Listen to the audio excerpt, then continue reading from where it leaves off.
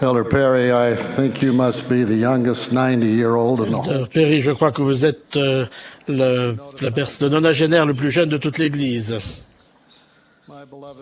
Mes frères et sœurs bien-aimés, chaque fois que je me régale avec une tomate fraîche mûrie sur pied, ou que je mange une pêche bien mûre et juteuse cueillie sur l'arbre, je retourne en pensée 60 ans en arrière, quand mon père avait un petit verger planté de pêcher à Holiday, en Utah. Il y avait des ruches pour polliniser les fleurs de pêcher qui deviendraient de très grosses et succulentes pêches. Papa aimait ces gentilles abeilles et s'émerveillait de voir des milliers d'entre elles travailler ensemble à transformer le nectar récolté dans les fleurs de pêcher en miel sucré et doré. L'un des aliments les plus nourrissants de la nature. En fait, les nutritionnistes nous disent que c'est l'un des aliments qui contient tous les nutriments nécessaires à la vie, enzymes, vitamines, minéraux et eau. Mon père essayait toujours de me faire participer à son travail avec les ruches. Mais j'étais très contente de laisser s'occuper de ces abeilles. Mais depuis cette époque, j'ai appris plus de choses sur la grande organisation de la ruche. Colonie de 60 000 abeilles. Elles sont poussées à transporter le pollen, à collecter le nectar et à le concentrer en miel. Leur admirable obsession a été inscrite dans leur code génétique par notre Créateur. On estime que pour produire une seule livre de miel, les 20 à 60 000 abeilles qui composent en moyenne la ruche doivent passer ensemble sur des millions de fleurs et parcourir l'équivalent de 2 fois le tour du monde. Dans sa courte vie de quelques semaines à 4 mois, une seule abeille n'apporte à sa ruche qu'un 12e de cuillerée à café de miel. Quoique cela soit insignifiant, comparé au total, ce 12e de cuillerée à café de miel de chaque abeille est indispensable à la survie de la ruche. Les abeilles dépendent les unes des autres. Le travail qui serait démesuré pour quelques abeilles devient plus facile parce que chacune fait fidèlement sa part. Depuis toujours, la ruche est un symbole important dans l'histoire de notre Église. Le livre de Mormon nous apprend que les Jarédites ont emporté avec eux des abeilles quand ils sont allés sur le continent américain il y a des millénaires. Brigham Young a choisi comme symbole l'abeille pour encourager et inspirer les forces de coopération nécessaires chez les pionniers pour faire du désert aride qui entourait le grand lac Salé des vallées fertiles que nous connaissons actuellement. Nous sommes les bénéficiaires de leur vision et de leur travail collectif. On trouve le symbole de l'abeille à l'intérieur et à l'extérieur de beaucoup de nos temples. Cette chaire où je me tiens est faite avec le bois d'un noyer qui poussait dans le jardin du président Hinckley, et elle est décorée d'abeilles et de ruches sculptées. Tout ce symbolisme témoigne d'une chose. De grandes choses sont réalisées, et les fardeaux sont allégés par les efforts de beaucoup de mains qui œuvrent avec zèle à une bonne cause. Imaginez ce que les millions de saints des derniers jours pourraient accomplir dans ce monde si nous fonctionnions comme une ruche, dans un engagement inébranlable et concentré envers les enseignements du Seigneur Jésus-Christ. Le Sauveur a enseigné que le premier grand commandement est « Tu aimeras le Seigneur ton Dieu de tout ton cœur, de toute ton âme et de toute ta pensée. » Il a ajouté « Et voici le second qui lui est semblable, tu aimeras ton prochain comme toi-même. » De ces 2 commandements, dépendent toute la loi et les prophètes. Les paroles du Sauveur sont simples, pourtant leur signification est extrêmement profonde. Nous devons aimer Dieu et aimer nos semblables, et prendre soin d'eux comme de nous-mêmes. Imaginez le bien que nous pouvons accomplir dans ce monde si nous nous unissons tous, nous, disciples du Christ, et répondons avec zèle et empressement aux besoins des autres, et servons les gens qui nous entourent, notre famille, nos amis, nos voisins, nos concitoyens. Comme il est dit dans l'épître de Jacques, la religion pure se définit précisément par le service. Nous avons le compte-rendu des services rendus par les membres de l'Église dans le monde entier, et surtout de l'aide humanitaire apportée en période de crise, incendies, inondations, ouragans et tornades.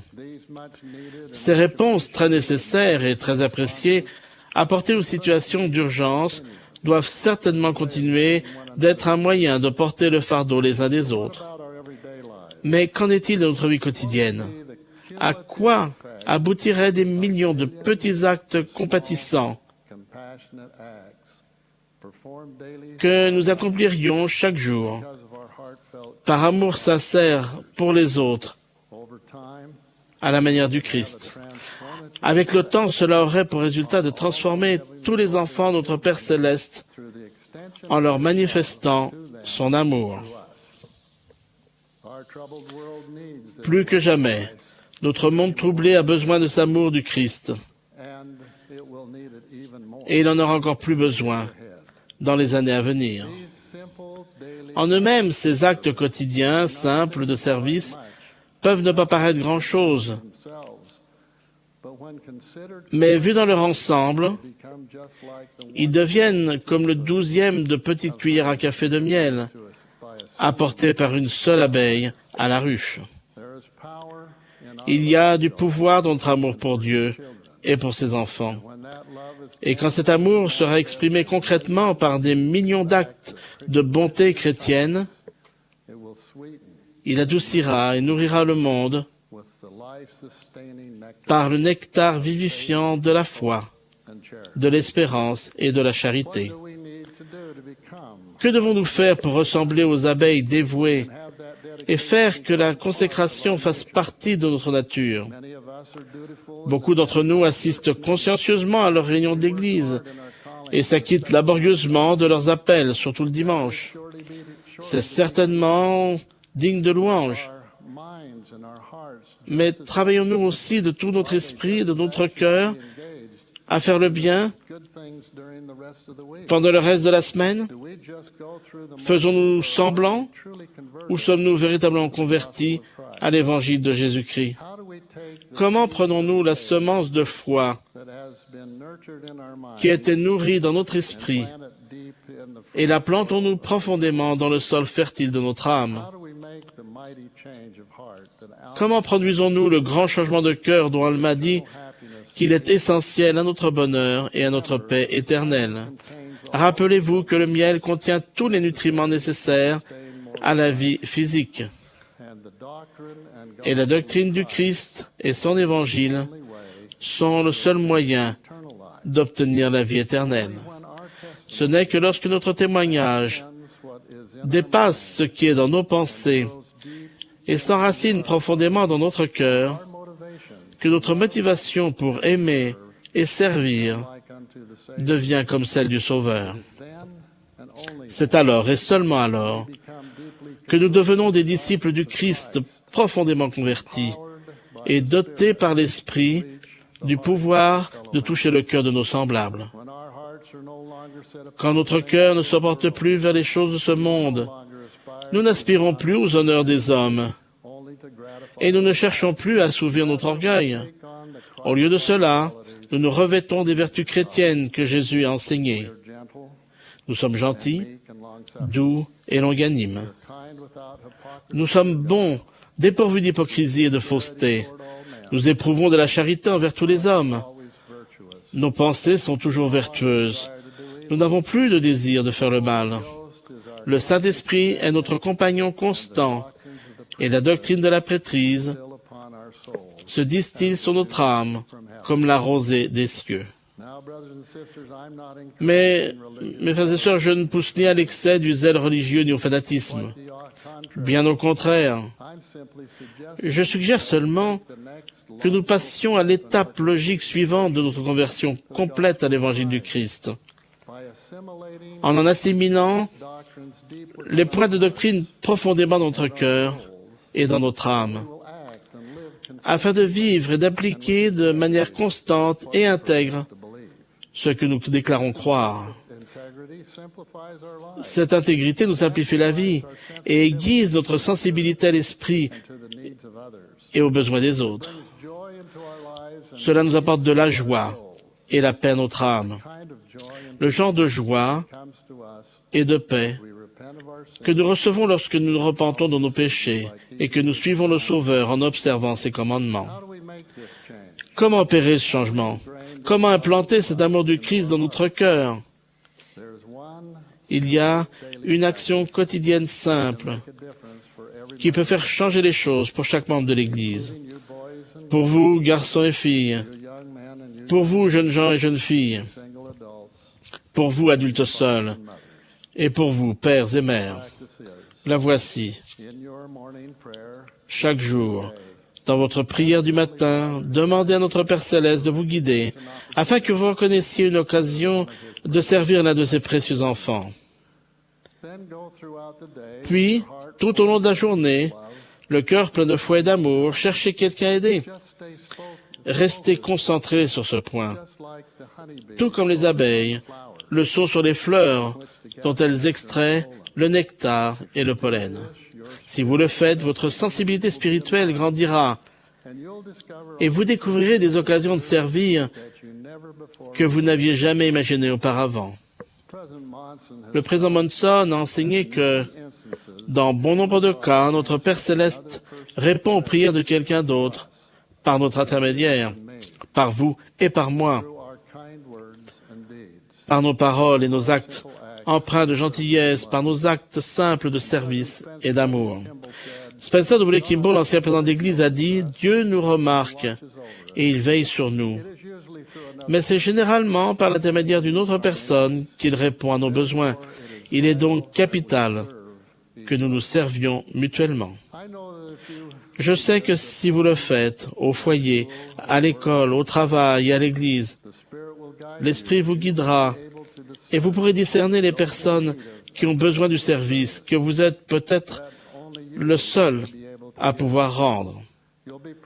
Vous serez inspiré par l'Esprit et vous serez magnifiquement poussé à aider, à polliniser le monde avec l'amour pur du Christ et avec son évangile.